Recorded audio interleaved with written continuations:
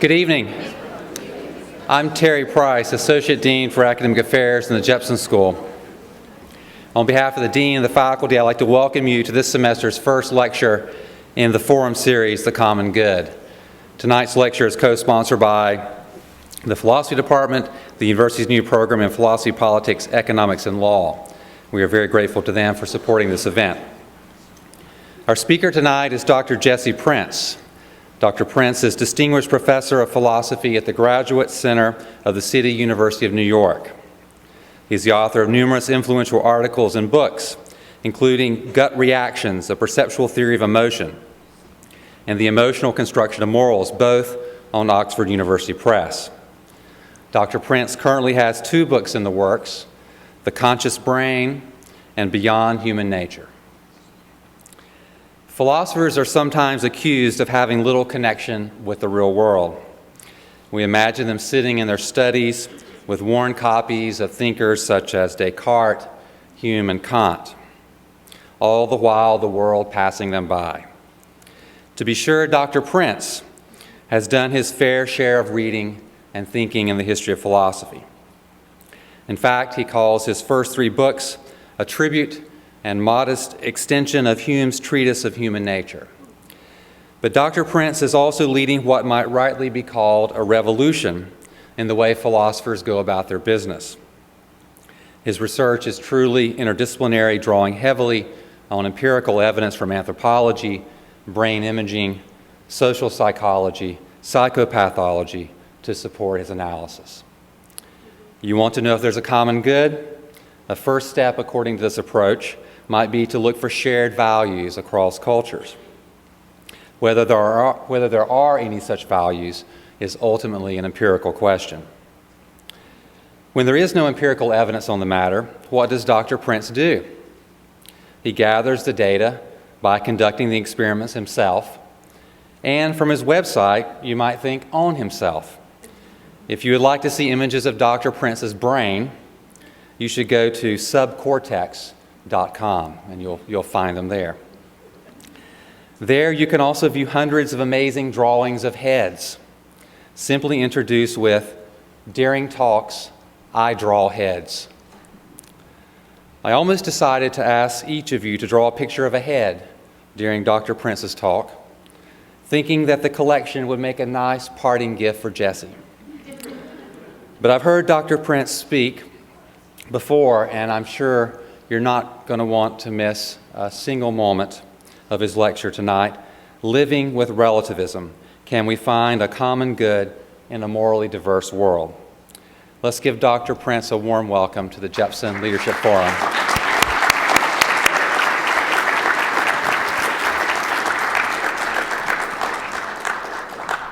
Oh, that was such a gracious introduction. I feel like just crawling into a hole. I hope you will draw those heads, though. That would be nice. I come to you in the way that maybe somebody would approach a podium at a 12-step program, and I'm going to tell you today that I'm a moral relativist.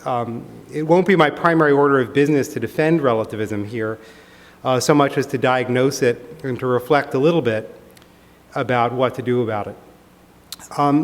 But the point of departure is really this familiar juxtaposition.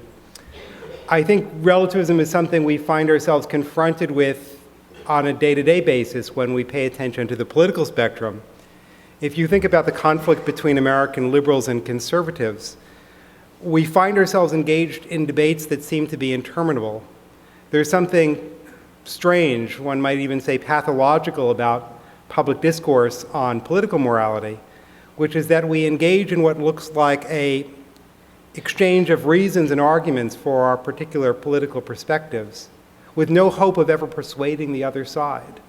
It's a striking, almost perverse fact of public discourse that people spend time arguing for their various liberal or conservative causes, knowing full well that the basic breakdown of liberals and conservatives demographically in the country is not going to change very much, and if it changes, it's not going to be due to these arguments. There's a tendency, I think, we can find in our own private discussions about people on the other side, which is to think that anybody whose political values differ from your own must be somehow defective. And there are two kinds of defects that we typically bring out in our critique. So if you are a liberal, you probably have found yourself saying that conservatives you know, or conservative politicians, are evil. These are evil people doing evil, nefarious things, intentionally doing bad stuff. Now, the other explanation is that if they're not evil, they must just be dumb. These people are clearly stupid. So the Democrat will say to the Republican, you must be evil or stupid. That's the only explanation for why you have these views.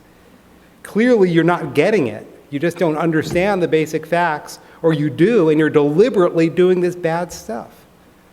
But the conservatives are saying exactly the same thing about the liberals. It's a standard feature of conservative critique of liberalism that liberals are naive, or liberals are libertine. They are depraved. Liberals are described as being somehow morally corrupt. And this idea that the opposition could only be defective, I think, stems from a basic failure to recognize the truth of relativism. It stems from the assumption that there's one set of moral values, and if people are doing something different than what you would do, it must be that they don't understand those values, or they do understand them and are deliberately acting against them. But there's another explanation, which is that liberals and conservatives simply reside in different moral worlds. We have different basic values, that our deepest held commitments in the moral domain just vary as a function of these party lines. So when we give reasons for our views, maybe it helps to rally the base, but we're really just preaching to the choir. We have no hope of converting the opposition because the starting premises of our arguments are just not ones that the opposition will accept.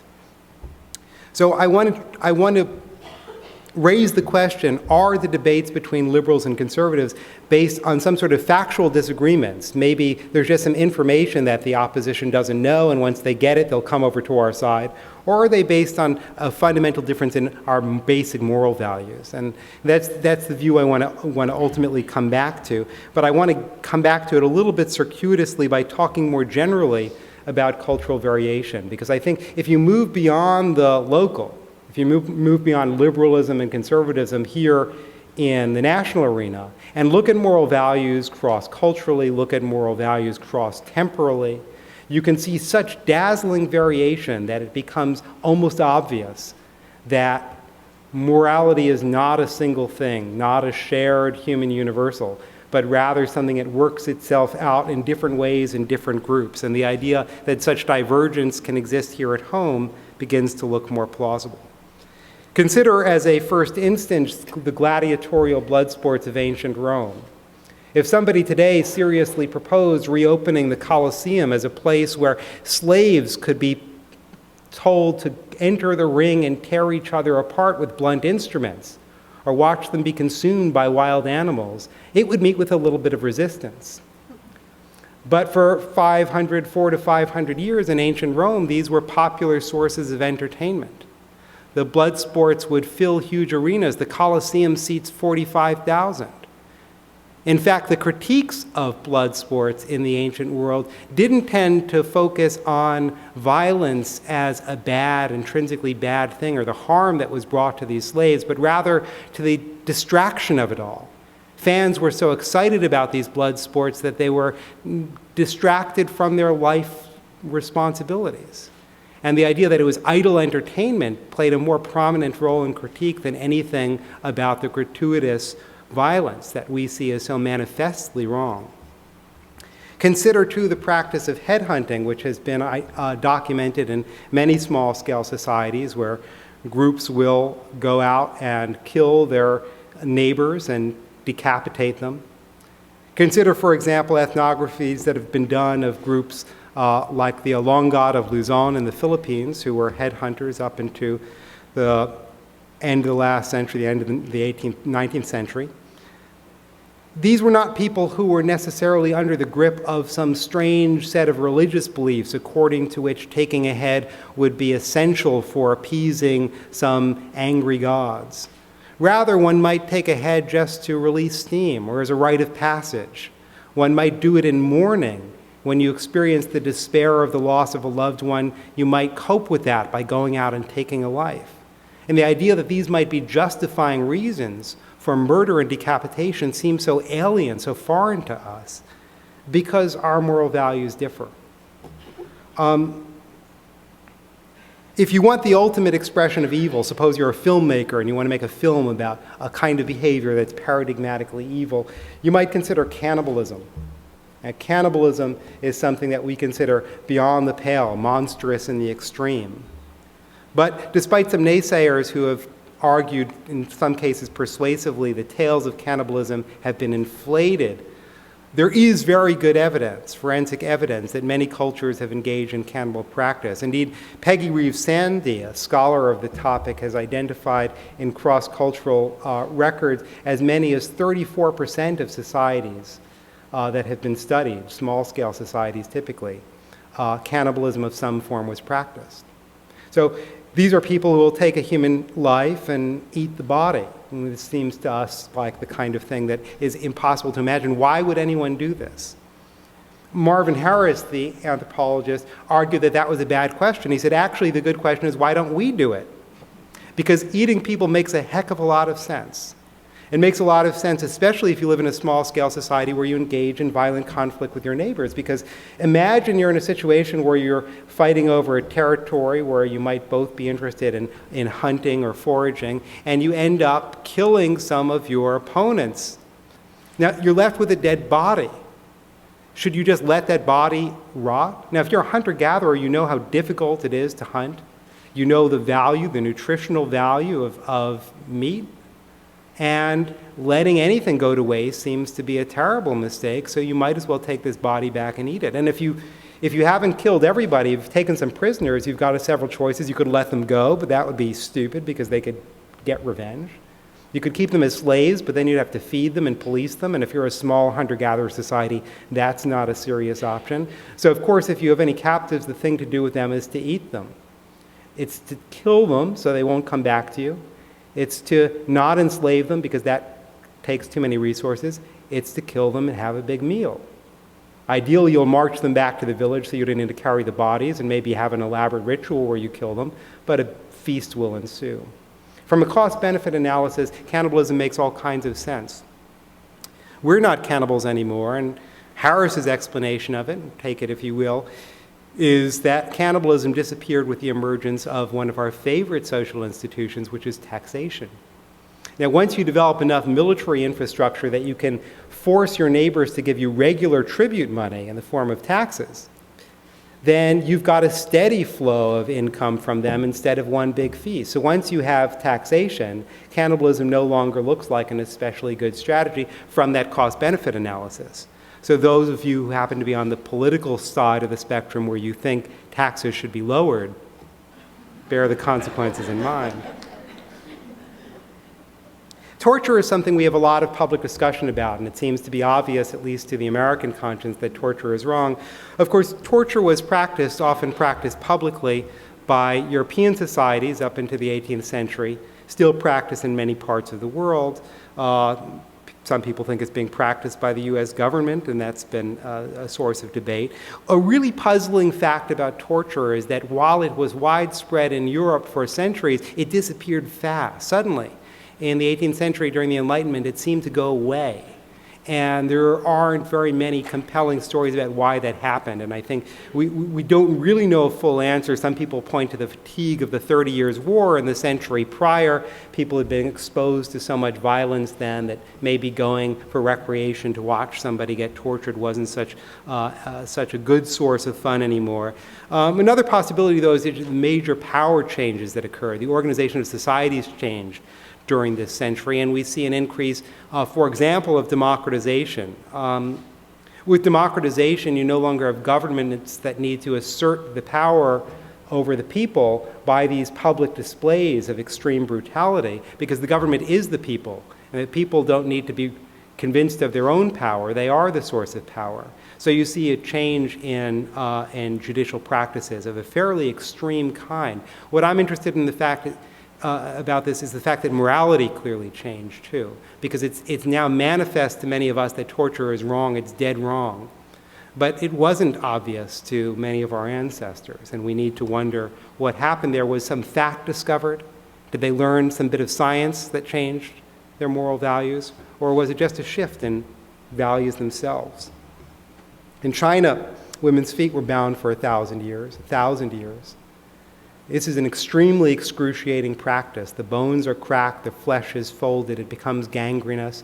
There's an erotization of the smell of rotting flesh in Chinese romantic verse associated with foot binding, causing agonizing pain to women and disabling them and preventing them from carrying out many of the basic chores of life for aesthetic purposes seemed to be acceptable in mainstream Chinese culture for a millennium.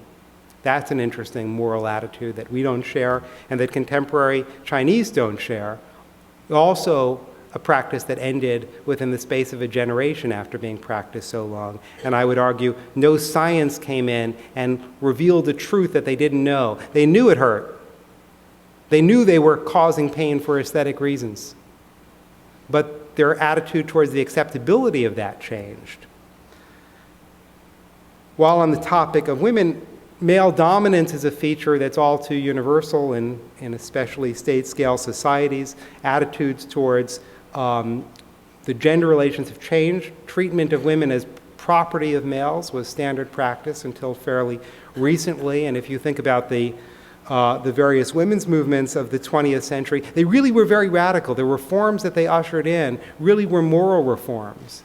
It's not that prior generations failed to recognize the humanity of women. I mean, there were views about female inferiority, but none that could necessarily justify treatment of women as property, but something changed in our attitudes there. And indeed, the initial subjugation of women may have reflected an evaluative change. There's some evidence that treatment of women as property emerges really with the development of a technology, and the technology is the plow. So here Marvin Harris again argues that what happens with the plow is the whole structure of hunter-gatherer societies, where women are bringing in half the calories through gathering, changes. Farming begins with the hoe, and the hoe is an instrument that's light enough for a woman to heft effectively.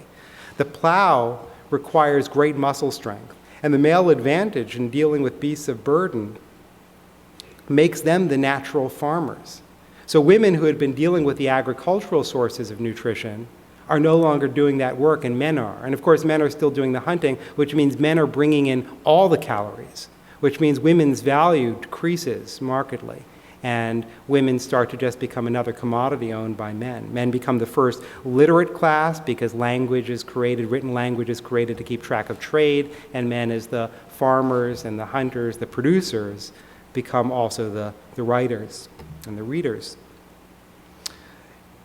Think about distributive justice. So we are all pretty comfortable with the idea that it's good in some circumstances to distribute resources. Views about what counts as fair splits of resources vary quite a bit. If you use economic games to measure this, if you ask for Americans, for example, if you find a sum of money, say $100, and you are told to split that with someone else, another person, and if that person rejects your offer, that person does not accept your split as fair, you both walk away with nothing. You can then be asked, how much would you give that other player? So you find $100, you can give that other player some amount, 10 cents, $1, but if that person rejects that as unfair, you're both going to end up with nothing. Well, when asked this question, most Americans say they'd give half the pie, they'd give 50%. If you ask the Machigenga of Peru, the average offer is 26% of the resource. You find some groups, like the Gnau of Papua New Guinea, and interesting certain Eastern Europeans, like Russians and Ukrainians, will reject what are called hyperfair offers. Now, a hyperfair offer is when somebody says to you, I found $100, here, you take 60. Sounds like a good deal to me, I'd take that 60. But if I were Russian, I might not. I might reject it, meaning we'd both walk away with nothing. Why? Well, there seems to be a difference in cultural attitudes towards distribution. When we talk about distributive justice, we can talk about different principles of distribution. There are a lot of things we care about when making these decisions. One of them is equality. It's nice if everybody has the same. Another is equity. It's nice if everybody gets what they deserve. Another is need. It's nice if people get what they need. Now, suppose you're the CEO of a company, and you have some revenue at the end of the year that you want to give away as bonuses. Here are three choices. You could give away the same amount to every employee. You could also give, instead, more to the people who have produced more, the employees who earn the most revenue for the company. Or you could give to the employees who are in most financial need, the ones who are poorest, the ones who have the largest number of family members to feed. So we can do this as a group. How many of you would give the bonuses equally, the same amount to everyone? How many of you would give the bonuses as a function of equity, give the most to the people who earn the most? How many of you would give as a function of need, give to the neediest, most to the neediest? So we see some representation of all of those, but the majority of you favored equity. And that's consistent with the research on this question. But the same question has been asked in China, where equality is the favored answer, and in India, where the favored answer is need. It's not that people in these countries don't care about all three. We all care about all three, but the way that we rank them differs as a function of culture. Moving from distributive justice to something more intimate, consider our relations, our most intimate relations. We have a marriage system here that's based on the principle of monogamy. It turns out that only about 12% of societies in cross-cultural samples are monogamous. The vast majority of them are polygynous, that is, one man and many women. It doesn't mean that every household contains one man and many women. There would be some difficulty with this, since the population is usually a 50-50 split. But it means polygamy is permitted by law, is morally accepted, maybe even valued as a particularly esteemable kind of arrangement. We consider polygamy dead wrong. In fact, if you look at American discourse on polygamy, in the 19th century, polygamy was compared to slavery as one of the two great evils in America. And we continue to think that polygamy is not an acceptable kinship arrangement, so much so that a lot of the debate about gay marriage has taken the form of slippery slope arguments, where we say, well, if you allow this, you'll have to allow polygamy. And it's taken as obvious that that would be an unacceptable consequence. Well, here we're in the moral minority. We're not the smallest minority, though. There's this one. In some cultures, there is a system of polyandry, one woman with many men. One example of that is traditional culture of Tibet and Nepal, where you have a system of fraternal polyandry. So in this culture, the morally valued kinship arrangement is one where a group of brothers marry the same bride, not an arrangement that many Americans would feel comfortable with. Americans like this. We've rejected this. An interesting thing, just forecast a minute ago, is there's a new discourse about this. Gay marriage is something that's entered into public discussion here in a very serious way, and into public policy in some places. That's clearly a moral change. Attitudes towards homosexuality have changed quite a bit over the centuries, and there are various factors that have been credited with those changes. But the very fact that this is becoming something that we and, of course, other countries like Canadians and some countries in Europe and some cities now in South America have taken seriously enough to promote legal reform, this suggests a moral change. Our own favored system of heterosexual monogamy is one that's actually fairly new, which is to say it really emerged with Christendom. The Roman world was officially monogamous in law, but they had a system of concubinage where men, especially wealthy men, could have concubines through complicated procedures. Concubines could sometimes inherit wealth. They could live in the household. They had public relationships with their male partners. The Christian church gets rid of this. It gets rid of polygamy, which had been the norm in much of the ancient world, in Greece, in Egypt, in ancient Judea. You read the Old Testament, and it's no secret that polygamy is the norm. The Christian church gets rid of this. They get rid of concubines, which is a form of polygamy. Weirdly, they get rid of divorce, which is, if you think about it, a kind of polygamy too. If you marry one person, divorce them, then marry someone else, you've had more than one spouse. You are a polygamist, just over time. Adoption. Now that one looks like an outlier. How is that related? The Christian church actually had strictures against adoption. Here's one that's more familiar. Premarital sex gets discouraged. Also, too, recreational sex, even with your spouse. It's been argued by Jack Goody, an anthropologist at Cambridge University, that these very strange moral reforms, very unprecedented moral reforms, have one thing in common, and that's that they reduce the number of heirs a household will have. If you're a man with many brides, and they all bear children, you're likely to have a lot of kids, and those kids, some of those kids can serve as your heirs. If you have concubines, your concubines may have children who potentially could be heirs. If your spouse is infertile, you could divorce your spouse and marry somebody else and make sure you have heirs. Suppose you can't divorce and you have a spouse and one or the other of you are infertile, so you don't have any children. You could adopt, but if that's not allowed, you won't have heirs. If you haven't engaged in premarital sex, you won't have had heirs outside of the marriage unit, and if you don't engage in recreational sex, there won't be those accidental pregnancies that could lead to a larger number of heirs than you might have had by planning. So you get the nuclear family with 2 people and maybe a couple of kids, but in times of high mortality, high infant mortality, those kids may die before you, and in times where there may have been a fair amount of infertility, you may not have any children and no recourse to creating some through adoption, say. So you end up with a high degree of heirlessness. Goody estimates 20%. 20% of families had no heirs. Where does the estate go when the couple die? It goes to the church, and the church went from owning no property to being the largest property owner in Europe in the space of a few generations, argues Goody. And the claim is not necessarily that there was a deliberate intent to usher in moral reform that led to an empowering of the church, but rather whatever moral attitudes the church had, for whatever reason, happened to, as a consequence, lead to an empowering of that church. And that empowering allowed those values to spread. And maybe those of us today who think it's obvious that monogamy is the superior, morally superior kinship arrangement, may just be living in a society that happens to, through these accidents, been influenced by the morality that was ushered in by the church that led to the church having a greater power in spreading its own moral values. Another thing the Christian church did is it got rid of cousin marriage, even up to the 7th degree. That is, you couldn't marry a person who was the descendant of your great-great-great-great-great-grandparents, one more great in there. And that's a sort of strange thing, and one explanation for that is the church wanted to prevent people from consolidating wealth within the family.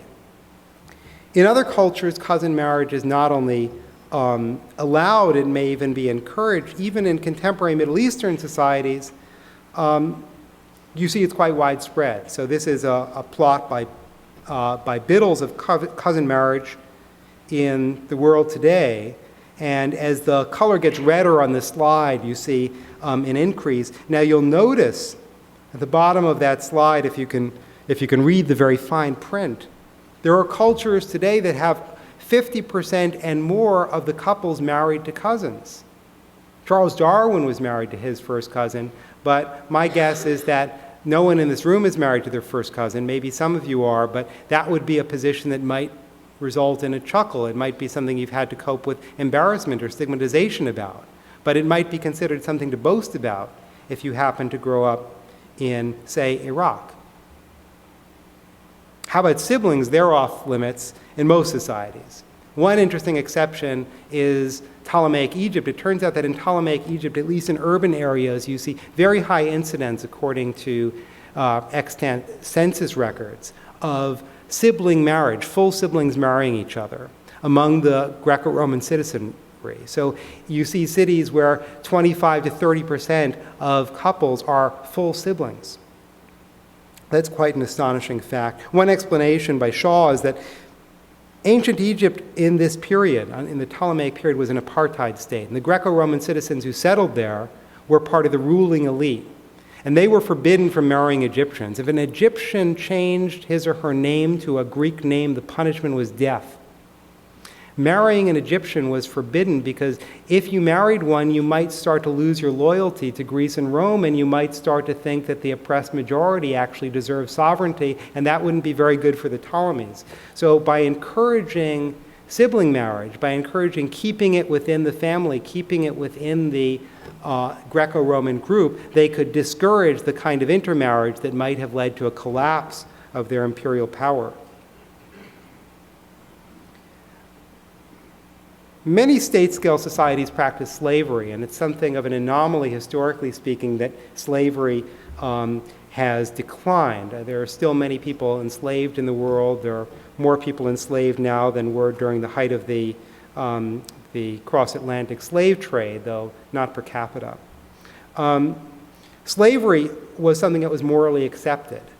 Now, you might think it was morally accepted because of false factual information. Those of you who are students of this particular phenomenon in American culture will know that there was an industry called scientific racism, and the idea was, called now scientific racism, then it was just called science, but the idea was that there could be a scientific case made for the inferiority of certain racial groups, particularly people from Africa. And that was disputed, and the dispute of that might be seen as a factor that led to the end of the institution of slavery. But if you think about this explanation for a while, it just doesn't hold up, and it doesn't hold up for a number of reasons. One is there's lots of slavery in the world in societies that don't have scientific racism. There are lots of people who enslave people who are ethnically the same. Another reason why it doesn't hold up is it's very hard to see how scientific racism ever could have been a justification for slavery. Some people are smarter than others, let's just admit it. Some people are just a lot smarter than others, and some people aren't that quick. Should we enslave the dumb ones? That's not a serious suggestion. The idea that somebody is inferior in various ways doesn't seem to justify that you can treat them as a slave. Should we just do IQ tests and enslave the stupid? That's not a serious moral proposition. And indeed, if you look at the end of slavery, two things are interesting. One is that many of the opponents of slavery endorsed scientific racism. They continued to hold racist views, scientifically justified racist views for long after the institution of slavery. And another thing about them is the arguments against slavery didn't typically appeal to false factual beliefs. There was some of that, and especially in the American scene. You see a lot of moral arguments against slavery. In Great Britain, some of the most dominant arguments were economic.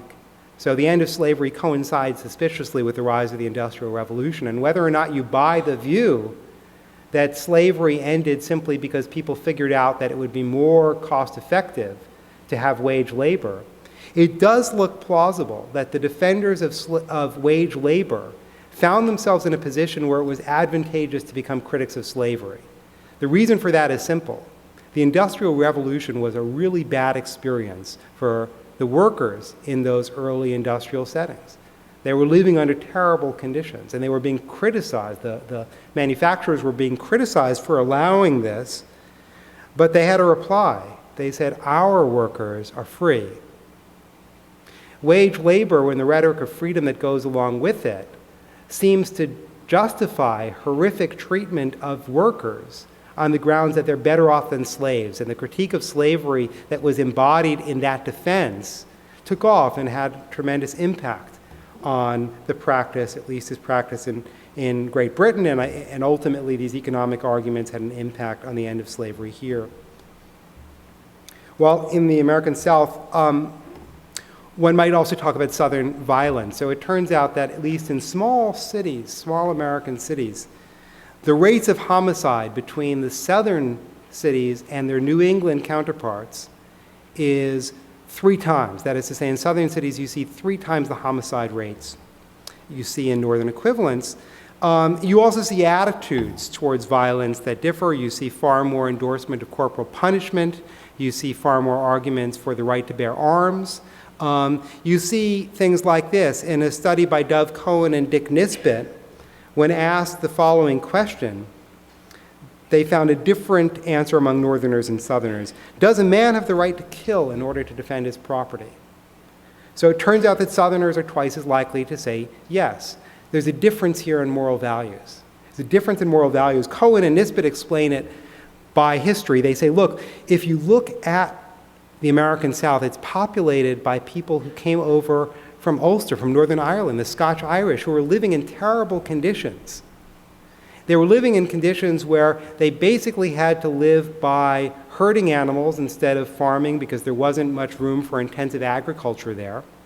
And herders are very, very vulnerable to various kinds of threats. Rustlers can come in and take your herd. They were living in conditions where the central government in England didn't really care much about them and didn't give them a police force to protect them against those threats.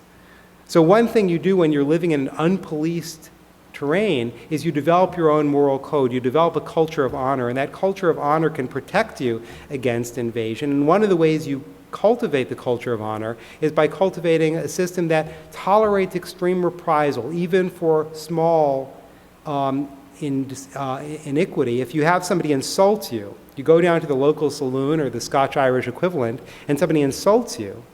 If you respond violently, you've both shown that person that they shouldn't mess with you, and you've sort of reestablished the code of decency that people need to abide by to live together in a society that doesn't benefit from the presence of a police force. If people don't show that respect for each other, that needs to be very seriously enforced, because the threat of a lack of respect is societal collapse. So cultures of honor tend to emerge in these kinds of contexts, and the culture of honor from this particular immigration group was brought into the United States. And in fact, if you look at Southern violence, it tends to be higher in areas that weren't even slave areas. It tends to be higher in areas that were geographically very much like what you see in Ulster, not the big farming areas, but the areas where practices like herding might have continued. Maps are interesting. This is one that I think should give all of us pause. This one's out of date. We're an election ahead of it, but this is the Bush-Kerry election map. We should be really puzzled and disturbed by the fact that party lines fall across geographical regions. If we were just all open to the power of reason, willing to accept any moral view that was presented with us, then we should see people of different political views appearing all over the country.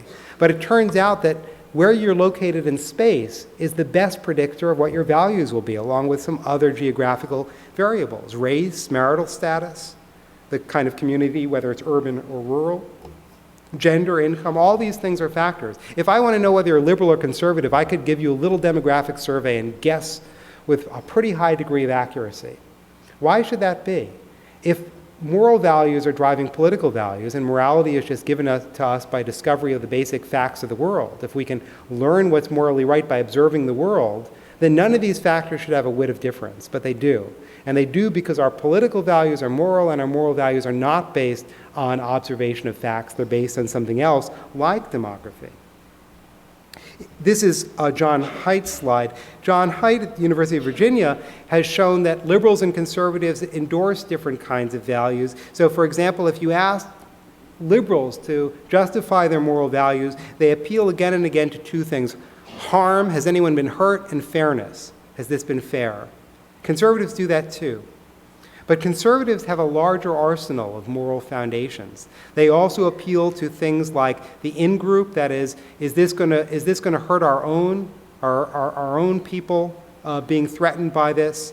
They appeal to the dictates of authority, and they appeal very often to what Haidt calls purity, the sense that certain behaviors are just wrong because they're impure, they defile us, they lessen us by making us, in some sense, morally filthy. And the presence of these three other dimensions that are missing from liberal discourse suggests that basic moral values among liberals and conservatives overlap to some degree, but also differ quite profoundly, a difference in moral values. George Lakoff has attributed that difference to two different metaphors. He says, you want to create a government, how are you going to do that? Governments are very complicated things that are hard to think about. Well, what you do is you compare it to how you organize a household. And households are run by parents, and we have two stereotypes for parents in American society. One of them is the stern father. The stern father. The stern father focuses on self-discipline, self-reliance. You should be able to rely on yourself. Reward and punishment. You should be rewarded for good deeds, punished for bad ones. There's a lot of focus on protection from good and evil. There are bad forces out there that we need to keep ourselves insulated from, and we need to uphold the moral order. But the other stereotype is the nurturant, what Lakoff calls the nurturant mother, the nurturant parent. That's just a bit of political correctness. It's really the nurturant mother. The nurturant mother focuses on morality as fairness, helping the helpless. So it's not self-reliance. If somebody's needy, you help them out. Protecting the vulnerable. You see your kids as weak, and even if they haven't yet learned to stand on their own, you want to help them out. And promoting fulfillment. Go out and try and explore your full potential, as opposed to this focus on upholding the moral order. Self-fulfillment, being as individually fulfilled a person as you can be, as opposed to somebody carrying on the traditions, the moral order, is central to the nurture and mother idea. I just want to mention briefly abortion, because abortion is such a widely discussed issue in American politics, and I think we're subject to a particular distortion about arguments pertaining to abortion. The distortion looks like this. People think abortion is a debate about when life begins. Maybe for some of us it is, but I suspect it's largely not. Which is to say, I suspect that if liberals were wholly convinced that life began at conception, they would continue to think that abortion rights should be protected. If conservatives were wholly convinced that life begins, I don't know, sometime after the first year after birth, they would still be convinced that abortion should be disallowed. And the reason why I say this partially, I actually ran a study looking at this where I asked people if their values would change if their views of personhood changed, and 80% said no. But in principle, I think it's the wrong explanation, because I think that what we do with this appeal to conception and life is we're just putting out an argument that's been very well rehearsed in public discourse that we think has some rhetorical force. Get rid of that, we'll pull out another one. Oh, but their potential life, that person could go on to become Beethoven. Or more typically, we'll pull on something that goes right back into that stern father model, if we're conservatives, and say, a woman who gets herself pregnant shouldn't have gotten in that situation and needs to deal with the consequences. Responsibility for the self begins with cleaning up your mess, not denying it, not getting the quick fix, but coping with it. And I think there are a lot of conservatives who really believe very strongly that abortion is an issue where somebody has done something irresponsible, and what they should do is take on their responsibility they didn't show in the first place. And liberals, the nurture and mother model, say the woman is in a helpless position. She won't be able to fulfill herself if she has this baby. So to allow her to lead a completely fulfilling life, we should help her out in this situation of need. Very different moral construals. Nothing to do when life begins, or not exclusively to do with that. Okay. I want to say, when should I stop, by the way? Now?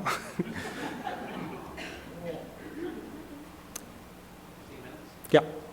I want to say something. I'll go through this next little bit fairly quickly because I want to. It's a bit of a detour, but I want to say something about why moral values are so independent of factual knowledge. Southerners and Northerners know the same science. They watch the same television. We share same factual knowledge to a large degree, a large enough degree that the difference in, say, Southern violence and Northern nonviolence seems to be inexplicable by appeal to factual knowledge. Take something like, does a person have the right to kill to defend their property? Do Southerners who answer yes know some fact that Northerners just haven't figured out? Do Northerners know some fact that Southerners are weirdly oblivious to? I don't think that's plausible. I don't think that moral differences ultimately trade on differences in factual beliefs. I don't think morality is ultimately a matter of reasoning. I think it's about emotion. So a couple minutes on that. I mean, I think this is a place where the science of morality has really made headway because we're beginning to study what goes on in the mind when people make moral judgments. We're finding that reasoning isn't as big a part of it as we might have thought. So this is a couple from Germany. It turns out they're brother and sister. They didn't know it when they got married. They'd been separated at birth, but there was a tremendous outrage about this, and the courts took away their kids and separated the family. John Haidt, again, at the University of Virginia, with a couple of student collaborators, Bjorklund and Murphy, ran a study where he asked people about sibling incest. Suppose a brother and sister electively choose to have sex with each other. What's wrong? Is this wrong? People say yes. What's wrong with this? Well, people come up with answers. Their children will be deformed is a popular one. Siblings shouldn't have sex because they'll have deformed children. But, says Haidt, Bjorklund, and Murphy, imagine that this couple used birth control. He used a condom, she's on the pill, he's had a vasectomy, she's had a hysterectomy, they use the rhythm method, everything. They're really careful about this. Is it wrong? Well, yeah, of course it's wrong. The kids at the University of Virginia say, well, why is it wrong? Well, they're going to be corrupted by it. No, they have a really good time. The community will be corrupted by it. Everyone will start doing it. No, they keep it a secret. They're really good at keeping secrets. Nobody finds out. It's wrong in the Bible. Well, where exactly is it said in the Bible? Is it maybe in that story where Abraham marries his half-sister? Oh, wait, it's that story about Lot and his 3 daughters. I guess that's the injunction against incest in the Bible. It's not that it's not in there. It's more that the kids who appeal to the Bible are grasping at straws. They have no idea whether or where in the Bible there's any injunction against incest. They're just desperately trying to justify a moral value that has no justification for them, meaning they don't know the reasons for this value. The value hovers independently of the justification that can be given for it. What they do at the end is they get dumbfounded, and they say, well, it's just disgusting, it's just wrong. They appeal to emotion. If you look at the brain when people make moral judgments, there have now been a couple of dozen studies on this, at least, and what they find again and again is that when people make moral judgments, no matter what kind of judgments you give them in the lab, areas of the brain associated with emotion are active. We can talk about those areas if there are any brain people in the room, but just summarizing the results that way. You can also show that manipulating emotions affects people's moral judgments. Anyone who's been paying attention to moral psychology might know there's a lot of research that's been done in the following scenario. It's a thought experiment. People are told there's a trolley that's lost control of its brakes and it's speeding towards 5 people on the track who are sure to be crushed to death. You, fortunately, are standing on a footbridge, and next to you is a gentleman of sufficient girth that you calculate with perfect precision that if you were to push him in the trolley's path, the trolley would be derailed, 5 people would be saved, and he, of course, would be crushed to his death. Is it permissible to push this guy in front of the trolley to save 5? 90% say no. When given a slightly different variant, however, the numbers go down. So Josh Green ran a study where he asked people about standing in a control room where you press a little button that opens a trapdoor, causing that guy to fall. And now, it's not a huge effect size here. This is just to kind of to put it graphically, but people are much more inclined to say it's okay to push or significantly more inclined to say it's okay to push the fat man if you have the distance of a button. This is funny, but it's also serious. Think about how war is done today. We kill by pushing buttons. You can also do it with humor. 90% say it's wrong to push the fat guy. If you show people a boring film about Spain, they continue to say it's wrong. Show them a comedy clip from Saturday Night Live. This is a study by Valdesolo and DeSteno. And you find they're 3 times more likely to say it's okay to push the fat guy. Now, it's not a perfect study. They use Chris Farley, and maybe after watching him for a while, you want to kill all fat people. Putting that to one side, it does look like mood can affect our moral judgments. Moral judgments about life and death. Moral judgments about who you can kill. If you believe that it's good to sacrifice the one for the many, you should go into stand-up. Because by making people laugh, you'll probably get them to be more sympathetic to these kinds of moral values. Simona Schnall and her colleagues did a study where they sat people at a clean desk like this and gave them some questions. Here's one. Frank's dog was killed by a car in front of his house, so he cut up the body and cooked it and ate it for dinner. How wrong was that? How wrong is it to eat your pet dog? People answer on a scale of 1 to 7. If they're at a dirty desk, people who are more aware of their bodies in any case, sitting at a dirty desk, are more inclined to say this is wrong. They give higher ratings of wrongness when they're exposed to a greasy pizza carton, a Slurpee can or cup with some residue in it, a chewed pencil, and a snotty tissue. These things disgust us, and they also affect our moral values. Schnall and her collaborators also got this with a very scientific device, what they describe in their research paper as commercially available fart spray. Even in a condition where people didn't smell it consciously, the disgust brought on by the unconscious perception of this noxious smell led to more severe moral judgments. Schnall and I have been doing a little bit of preliminary work looking at anger induction, showing that that affects moral judgments. Maybe I'll, in the interest of time, pass over that. I think I'll pass over a few things here. This is a study by Zhang and Lelandquist that shows that when people think about bad things they've done, they want to cleanse themselves. So if you have somebody think about an ethical event in their life versus an unethical event in their life, and then offer them either a pencil or a wet nap as a gift for participating in the study, the people who thought of something unethical are twice as likely to pick the wet nap. If you look at moral education, it looks like it involves emotional induction. We get our young kids are not moral. Infants are not moral. They need to learn these things. There's all this work on moral nativism. Maybe we have some dispositions as a species that lead us to avoid killing people indiscriminately on the street. But young children are pretty nasty little critters. If you ever play with a young child, a toddler or an infant, they'll claw at your face and hit you and do all kinds of horrible things. They'll destroy their siblings' belongings. They'll start fights.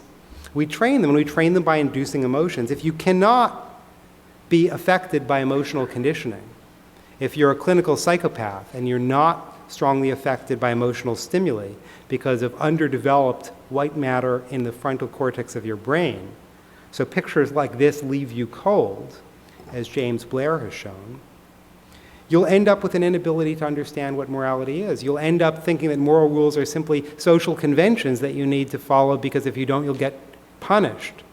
But you won't have any tendency to see certain things as bad and other things as good. And I think this goes to confirm a view that David Hume had, and Hume's view is that morality is not a set of facts we observe in the world, like science. It's something that we project onto the world from our gut, from our emotions. So morality is emotionally based. That's why it varies so much. And that leaves us with a predicament, and we'll spend the final few minutes on this predicament. The predicament goes like this. We know that morality varies across groups. We know that morals are based on emotion and not on reasoning. But we have these moral conflicts, and now this is a practical problem, not a theoretical one. How do we resolve these conflicts? How do we resolve these conflicts if there's no fact of the matter whose morality is right, and morality is just a matter of inculcated emotions? What do? Can we find a common good? We might look to religion for this. Maybe there are some revealed truths of morality. I don't want to silence that as a serious possibility here. Some people have said it faces a technical problem called the non-existence problem. Putting that to one side. The problem with religious grounded morality is there's so much disagreement about religion that trying to resolve relativism about morality by appeal to religion is like trying to put out a fire with a flamethrower. People's religions differ. Even when they have the same religion, their interpretations of those religions differ. There's a deep epistemological problem in figuring out what religion demands of us that's connected up with the most fundamental problem about religion, is figuring out which of these religions is true. Short of an answer to that, religion is not going to be the refuge for the person facing the practical problem of moral agreement. Indeed, it leads to greater disagreement, greater conflict. You might appeal to moral philosophy. This is John Stuart Mill and Immanuel Kant. Though it's not clear which philosopher is right, these very smart people come up with incompatible theories, and nobody, even the smart, trained philosophers, agrees about which of these theories is right. And in any case, the theories are incredibly revisionary. Kant and Mill demand things of us that are so incompatible with our ordinary moral intuitions. Mill's moral philosophy demands that we sometimes sacrifice an individual for the group. People have gone through acrobatics to defend him against the charge, but it looks like the view is committed to the claim that if there are 6 people in need of organs, we should be able to kill a random stranger and distribute that stranger's organs among those 6 people. Millions deny this adamantly, but the view looks like it's committed to that. And Kant explicitly argues that his view is committed to the claim that you should never lie. Never lie. So the Nazis knock on your door in Amsterdam, and they say, "Are you hiding any Jews here?" "Yep." Kant scholars and Kantian philosophers have tried to get Kant out of this commitment, many of them. But there's something about these moral views that always seems to strike us as wrong, and I think trying to find resolution by appealing to these views that are even more controversial than many of the views we encounter in the actual world doesn't seem to be especially helpful. Some decades back, the UN came up with a solution. They ratified a declaration on universal rights, universal human rights. And it was a very interesting exercise and remains one that has a significant effect on practice of international law.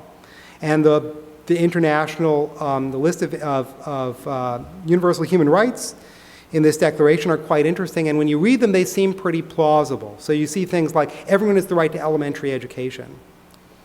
The problem is a right like this doesn't necessarily hold up to scrutiny. Joseph Raz has argued that the whole idea of elementary education only makes sense in societies that have education that's parceled into elementary and secondary and higher and so on.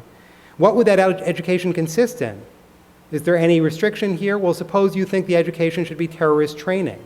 Or suppose you're in Venezuela and you think it should be Chavez-style political indoctrination. Does that count as satisfying this right? The members of those societies may think yes. Members of traditional non-secular societies may think religious education is the right thing. Do we go into hunter-gatherer societies and punish them for not having systems of education? Isn't learning how to use the bow and arrow enough? So I think the interpretation of these kinds of rules, they look universal, but when you see how they're thought of in each of the cultures that ratifies the document, it's quite different. And in fact, not that many cultures ratified it. There were 48 countries, many of them Western, that voted on it, and nobody opposed it, but 8 abstained. And 40 societies is not quite a universal sample in the UN. Everybody has the right to life, liberty, and security of the person. Well, how do you interpret something like this? Sounds really good, but life, does everyone have the right to life? Do prisoners who've committed capital crimes? Liberty, what exactly is liberty? Does it include freedom of speech? Does it cover freedom from need? Is that something that we meet in this society? And security of the person from what? From natural disaster? From political discrimination? From invasion? From disease? Are we obligated as a society to prevent disease? Maybe. From domestic abuse. It's been criticized by feminists that the Declaration of Universal Rights basically protects people from doing whatever they want inside the household, including domestic abuse. So it's not clear how to interpret something like this. But a more general critique appeals to the fact that the very idea of rights doesn't seem to be universal. It's a very modern and very Western concept. Moral discourse from other cultures doesn't tend to include any analog of that word. To that extent, there's something suspicious, almost oxymoronic about the phrase universal rights. So we might think at this point we need to throw morality away. But I think we don't want to throw morality away. I think we need it. Without it, I think we would have chaos. And in any case, why throw it away simply because it's emotional and because it's varied? Do we throw taste away? Should we stop listening to music because people like different kinds of music? Music is something we value, and morals are something we value. So we shouldn't get rid of it. Here are some final suggestions about what we should do. The lesson of relativism is maybe first and foremost a lesson about tolerance. This is just a promotional still for the HBO series Big Love, which is about a polygamist household. Maybe when we encounter moral variation, instead of assuming that our opponents are stupid or evil, we should assume they just reside in different worlds. And maybe public policy should be designed to try and allow different moral worlds to bloom without intervention. Maybe liberals who get all up in arms about corporal punishment should just accept that that's an accepted moral practice in some parts of the nation and it should be tolerated. Maybe those who go into other parts of the world to stop vaginal cutting, what's sometimes called female vaginal mutilation, should be careful in doing that because it may turn out that the people involved in the practice actually endorse it and have different moral values. Not always, but maybe. It's not to say that relativism promotes universal tolerance. Sometimes what we should do is be intolerant, but relativism tells us when. You should be intolerant when you find one group imposing its values on another, because more often than not, that's based on a mistake. People who impose their values on another assume they're in touch with a universal morality. And they assume everybody is under these same moral rules. When the Taliban came in, one critique of the Taliban is the population of Afghanistan prior to their rise in power did not endorse the strict values that they imposed. So that's a case where people could seriously entertain the idea of intervention on the grounds that it's one group imposing its values on another. We shouldn't, relativism doesn't demand that we tolerate that. Doesn't tolerate slavery if the people enslaved are not willing victims of a practice where slavery is a possible outcome. Hard cases include things like headscarves in France. Should women students in France be prevented from wearing their headscarves? Is that the French imposing their values on these students? It would seem so. On the other hand, these students are people who have typically immigrated to France, willingly going to a different community, and maybe when you go from one community to another, you're under an obligation to abide by the moral values of that moral fiefdom to which you have immigrated. So I think these are complicated cases, and relativism can help us think about them. Relativism also reminds us what Nietzsche reminded us to do, which is self-criticism. We should not assume our moral values are grounded in something fundamental, absolute, or universal. We should reflect on our own moral values, and in doing that, we might discover some of the values we have are ones that we don't want to continue to have for one reason or another. And I think this is a perspective that would make Nietzsche happy, so I'll make Nietzsche smile. And this brings us to the final point, which is that I think relativism, first and foremost, is a positive view, and it's a positive view. It's not a cynical view. It's not an anything goes view. It's a positive view because it reminds us of something fundamentally important, which is that morality is a tool. It's a tool like a hammer or a computer or any other tool. It's a tool that can be shaped, that can be used towards human purposes and human ends. If we settle on what ends we want to pursue as individuals or as members of the cultures we belong to, we can think a little bit about morality as a tool that is that can be improved, a tool that can be fixed and revised. Tools can be better or worse. Suppose we want morality to be a tool that allows us to live in stable societies where we flourish, free from various threats and needs. Many of our values may be conducive to that, others may not be. Once we see that morality is not a fixed entity, but something that can be reshaped, we can try and alter values in a way that's more conducive to our non-moral ends, our desires to live well and flourish as human beings. I think what we should do about relativism is not find a common good, but find in morality a flexible, varied tool that can be adapted in different ways to different life circumstances and different cultural histories. In conclusion, I think we should give up on this idea of common good, and instead we should focus on principles like tolerance and the idea of self-criticism and the ultimate prospect of self-improvement. Thank you all.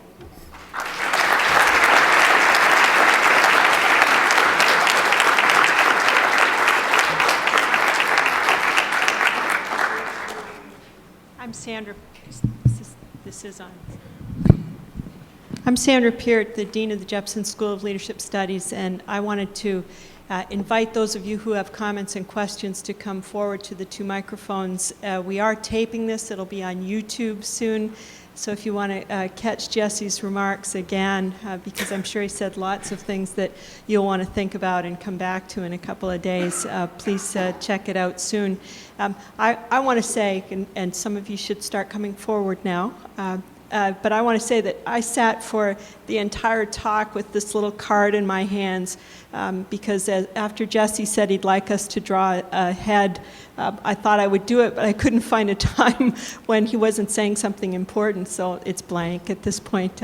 So at any rate, if you have questions, please come forward and please speak into the mic.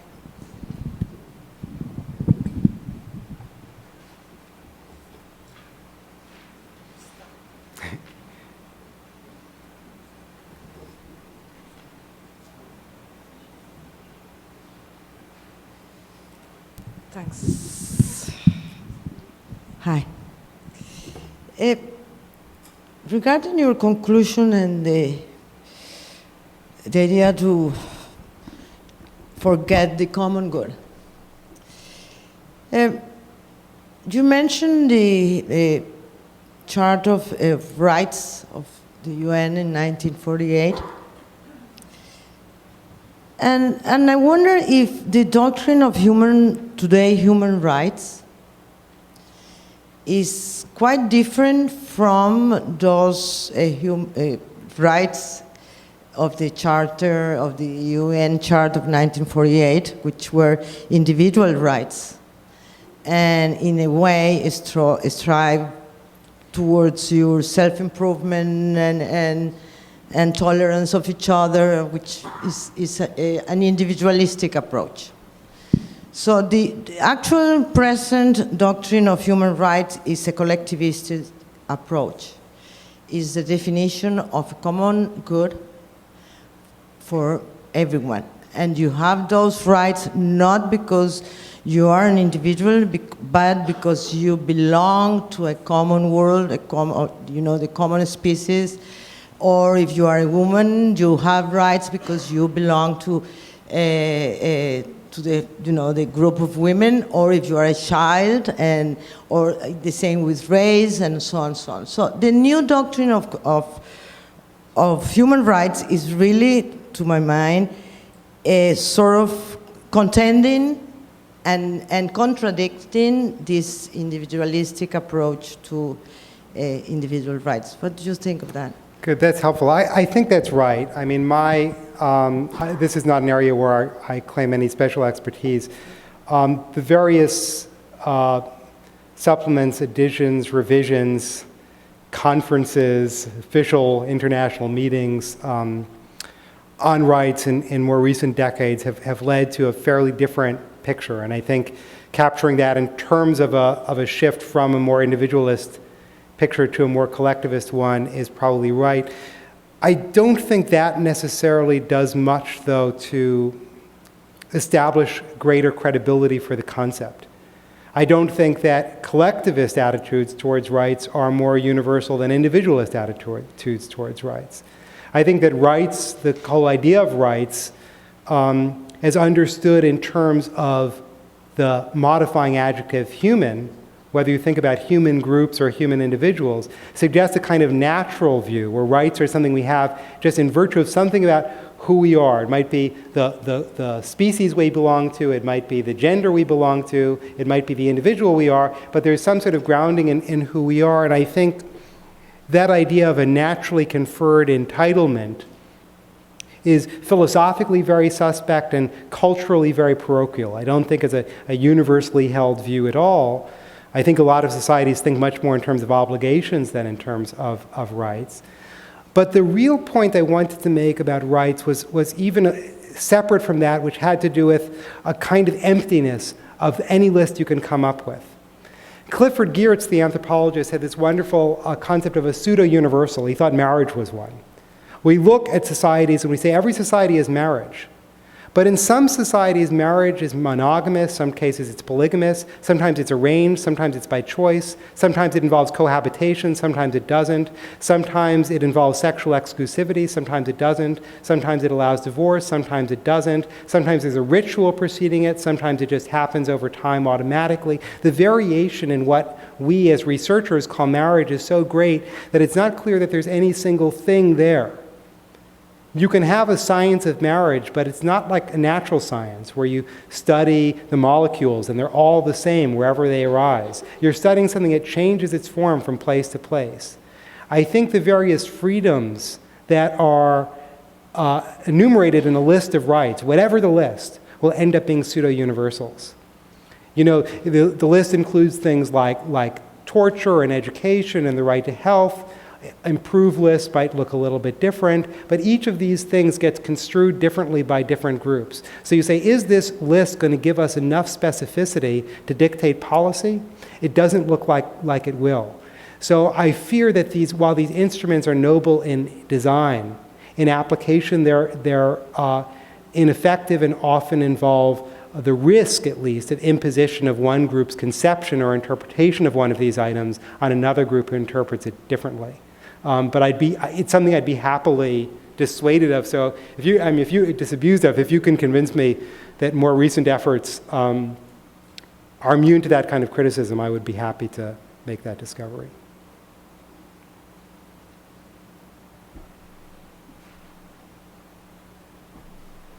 Great time. Hello. Yes. If morality is just a tool, If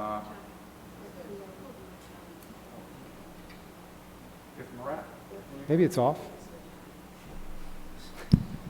Hello? If morality is a tool, you ended your talk by saying we can use the tool, we can sit down at a table and talk about what works and what doesn't work.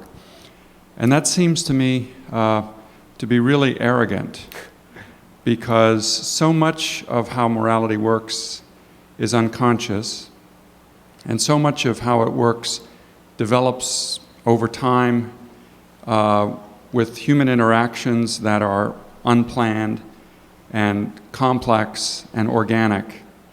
And the idea that we could somehow know all we would need to know to tinker seems pretty hard to understand. I agree with that. I mean, I take that criticism seriously. I don't think the process of moral reform could ever be fully achieved by anything like a panel getting together and saying, what kind of value should we have? I think it occurs in very different ways. Some of the ways in which it can occur involve deliberative processes. One of the deliberative processes that it can recruit is moral self-critique, and that's why I preceded that slide with Nietzsche. The hammer, too, Nietzsche said, philosophized with a hammer, so there was a double allusion to Nietzsche there. Nietzsche is a sort of pernicious figure. He's read as a kind of repugnant figure in moral philosophy because it's so uncomfortable to read him, because he asks us to challenge cherished values.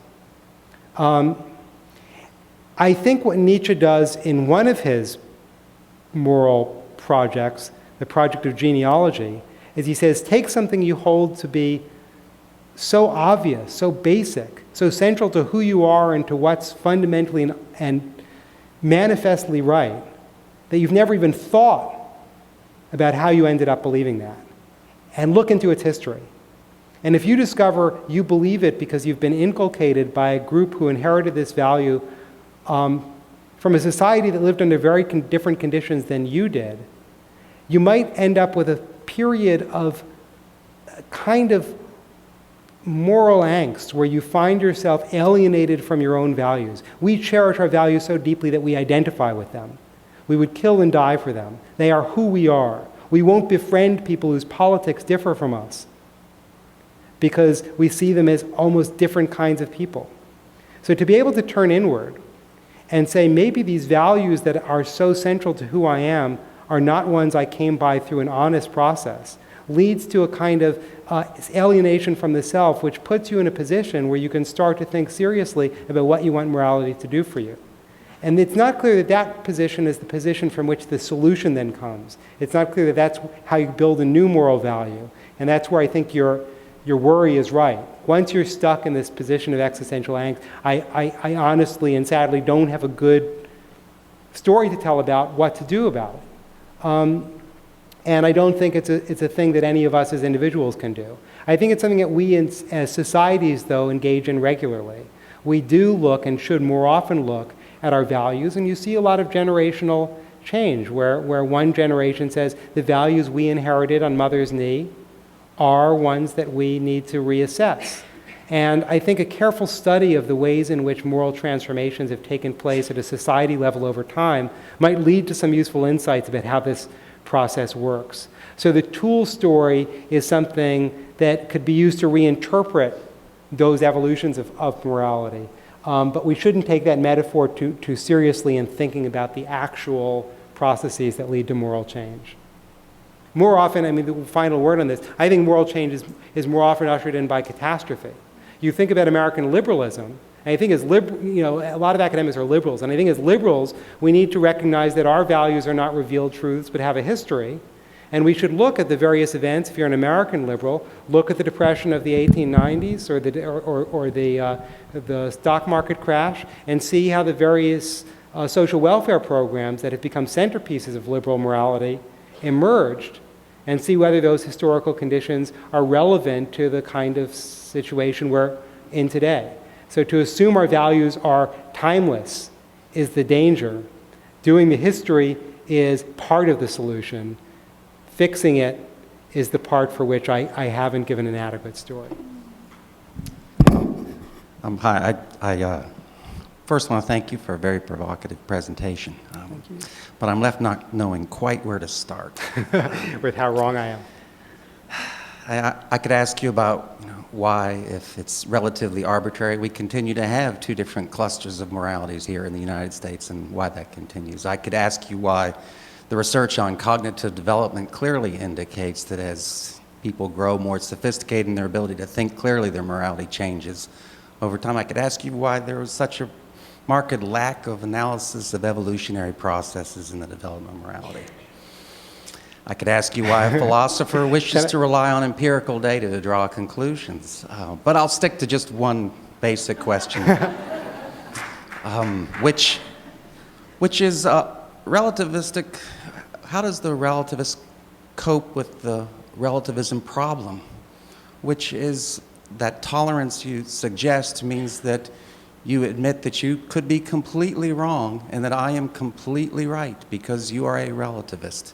So if I'm an absolutist and these are my values, these are my beliefs, you as a relativist are helpless in the face of those beliefs. I might be completely right, and you can't marshal an argument against that. Good. Just because they're out there, let me say something about at least a couple of those issues in the start.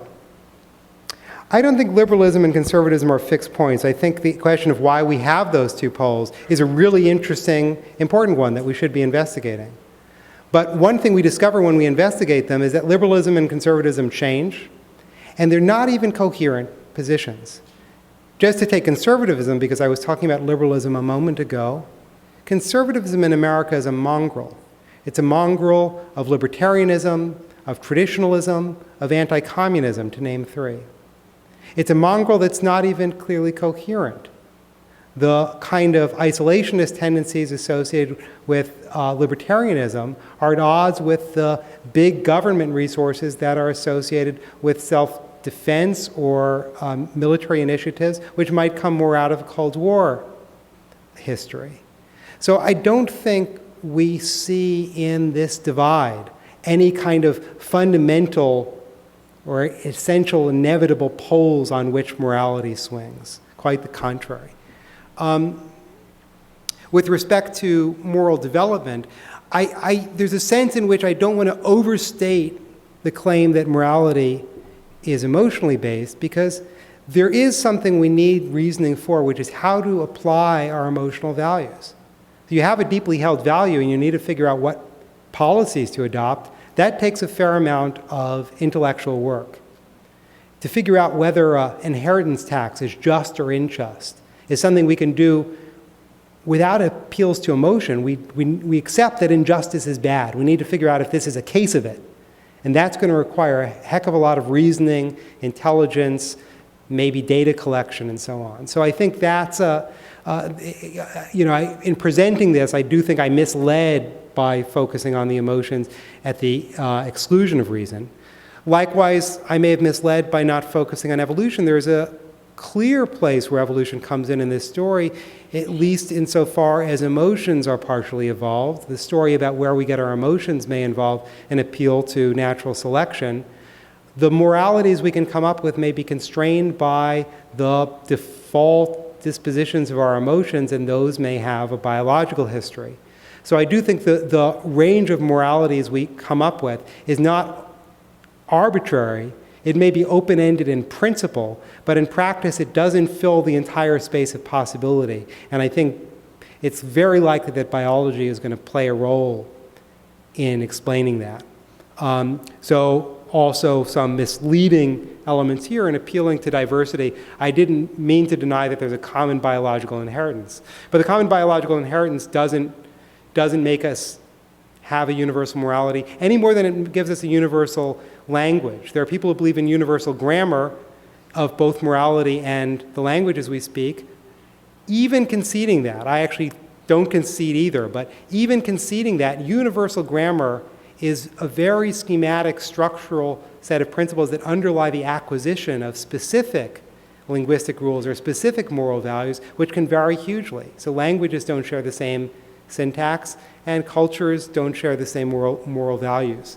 On the empirical, if I'm doing normative ethics, and I say, here's how you should act. Normative ethics, there's a division in philosophy between descriptive aspects of ethics, what we're doing when we do morality, what morality is, what our moral values happen to be, and normative ethics, which says, here's how you should act. If I'm doing normative ethics, then a case can be made that it's not an empirical science. If I tell you how you should act, going and doing a study, doing a brain scan, isn't necessarily going to be especially informative. There's a complex story that would link normative claims to empirical grounds, which I haven't trotted out here. But I'm trying to do something very descriptive here, which is just to document the fact that there's variation and to diagnose that fact by talking about the way people make moral judgments. The stuff at the end about what to do about it is slipping into a normative voice, but notice there I wasn't giving you scientific studies to back it up. But you exacerbate the predicament. I mean, I think the main question you wanted to focus on was that the relativist seems to be in a position of silence when faced with an absolutist. Not maybe worse than silence. The relativist has to sort of grant some truth to the absolutism insofar as relativism accepts the claim that every moral perspective has equal claim to truth. I think in a way that's mistaken, because the absolutist is a little bit like, say, a scientific racist. If you're moral, suppose you really believe that if people were equal, they should be treated equally, but you're totally convinced by scientific racism. Then you have this factual belief that's leading you to apply good values in bad ways, and that can be corrected. Similarly, if somebody actually believes there's a single true morality, then they've made a mistake and they can be corrected. If the Taliban thinks there is this single true morality and tries to impose it, they can be corrected. The really hard case is the person who says there's not a single true morality. Moralities are things we create, but I want to impose my morality on the rest of you. That's not an absolutist, that's an imperialist relativist. That's a relativist who wants their values to win. And I think the solution for dealing with such a relativist is not to point out an error, because there is none. So there is a sense in which the relativist is silenced by that. And this, I think, is a place where the solutions I offered may be inadequate. When you're faced with somebody who says, I know I have no greater claim to truth than you do, but I'm going to make you act in accordance with me, what they're doing is they're raising their fist. They're saying, I'm going to use might to make my right your right. And when somebody raises the fist, the response may, in some cases, be raising your own. So I think we have had historical cases. Maybe the National Socialists were like this in Germany. We have had cases where there are groups who don't necessarily overtly claim that they've discovered the one true morality, but still want to impose their values. And at that point, we're forced into a position where more aggressive means of self-defense become inevitable. Thank you.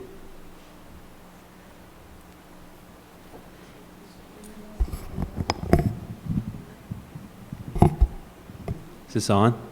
Yes. Yeah. Excuse my dress, sorry. At one point in your presentation... Excuse my hair. That's all right. At one point in your presentation, you kind of dismissed religion because of conflicting moralities and that type of thing. But then at the end of your presentation, you suggested as a solution self-improvement and tolerance. Those two concepts are kind of central to Buddhist philosophy. Mm-hmm. So I was wondering, since a lot of people don't agree, a lot of people believe that Buddhism is not a religion, it's actually more of a philosophy. Would you disagree with the fact that the solution in your mind is that everyone should just follow Buddhist philosophy? Great question. There's a danger, of course, in adopting a particular moral perspective that it does become an imposition. Buddhism may have enough substance that it's actually committed to claims that are not universally held. We tend to think about Buddhism as very nonviolent, but historically there have been a lot of very aggressive Buddhists.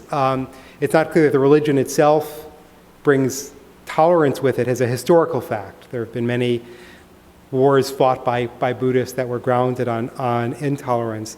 But I think you're right to see in Buddhism a real distinction between the other major world religions. And this is something that's not just true in Buddhism as a particular doctrine, it's something that you see in Far Eastern thought more generally. And it's a kind of higher degree of tolerance for contradiction. That's one way of putting it. Another way of putting it is a capacity to see the compatibility of very different perspectives. So I think if you have a cultural outlook, maybe a religious outlook, that allows you to see that very different views can coexist, might even be in some sense different faces of the same coin, where the coin is not some common denominator that you use to adjudicate between them, but just a sort of recognition that these are different ways of being human. I think you've landed on something that's conspicuously absent in a lot of the major religions associated with the Western world and Western thought. So the Buddhist tradition is extremely interesting to look at as a possible way to explore coping with relativism, a life with relativism. So I welcome that suggestion.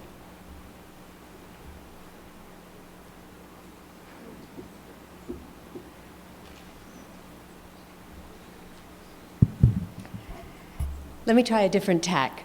What was fascinating about your presentation is you gave us a kind of anthropology or sociology of morals. And so we went through and we looked at the cannibals. And after you explained it, it's like, yeah, okay, I get it. I get cannibalism. It makes sense to them. Now we understand that it's drunken Irish shepherds who make the South violent. So we get that. We understand the... So what you essentially did is give an explanation for why all of these practices were considered good by the people who practice it. So that's what the morality is about. But the interesting thing is, as you listen to it, even if you're not cannibals, I don't think there's any cannibals out here, but even if you're not a cannibal, you understand them. So there's a sense in which there is an understanding of morality that's quite different than your own, and also an understanding of the elements of it. And because it was anthropological, you're looking at different ways in which cultures, culture is usually defined as an adaptation to meet the needs of people in a society. And that's part of what you were explaining. So there's still a meta level there that is the same, because we can all sit there and say, yeah, I get cannibalism, right, even though we wouldn't practice it. So how do you account for that notion of a recognition of morality, of a recognition of humanness that seems to transcend the cultures, even though the practices are extremely alien to us? Nice, yeah, good. I think we need to reflect a little bit on what this understanding consists in. You suppose we had spent the hour talking about schizophrenia, and I had given you an account of the brain mechanisms and the genetic mechanisms that lead to the manifestation of certain symptoms that are characteristic of that disorder. We could leave the hour saying, now we understand schizophrenia. But that understanding means we've understood the mechanisms that give rise to these symptoms. We've understood how these people got that way. Doesn't mean we understand what it's like to be schizophrenic. Doesn't mean like we're ready to endorse the things that somebody suffering from a delusional disorder says. It means we know why that person is saying these things.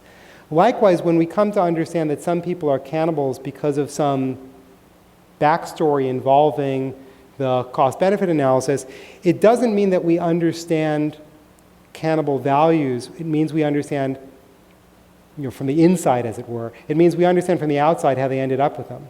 One thing that I should have made clear is that those stories about how people ended up being cannibals are not actually the stories that the cannibals would tell you. The cannibals won't say, I eat my neighbors because, after all, it's a waste to leave a body rotting. They'll have another story, or no story, like the dumbfounding experiments with incest. This is just fine. I don't think they won't see what's morally wrong. I think our insight into moral others consists of something like that, getting a causal explanation of why they ended up with those values, putting ourselves into somebody else's head and seeing the world from their point of view is something that most of us find extremely difficult.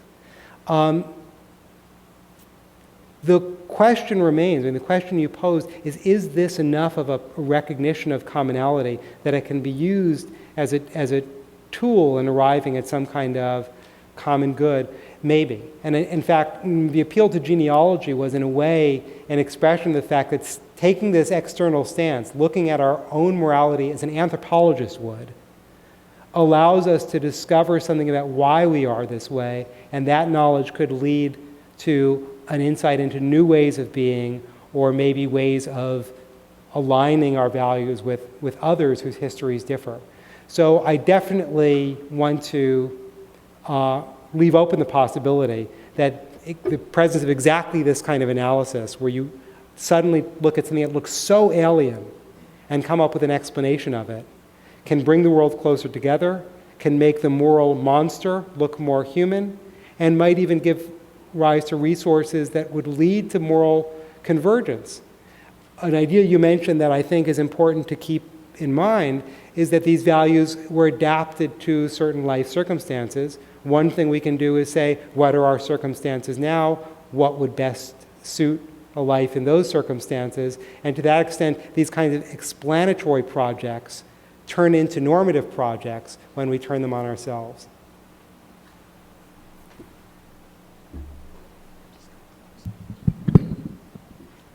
Before we disperse this evening, I want to remind you that on February 17th, we'll have Bob Cialdini, who will talk about the power of we. It'll be again in this room at 7 o'clock, and you're all welcome to attend. And now please join me as I thank the People Program, the Department of Philosophy, and on behalf of those two programs and the Jepson School, I'd like to thank Jesse Prinz for just a fabulous talk.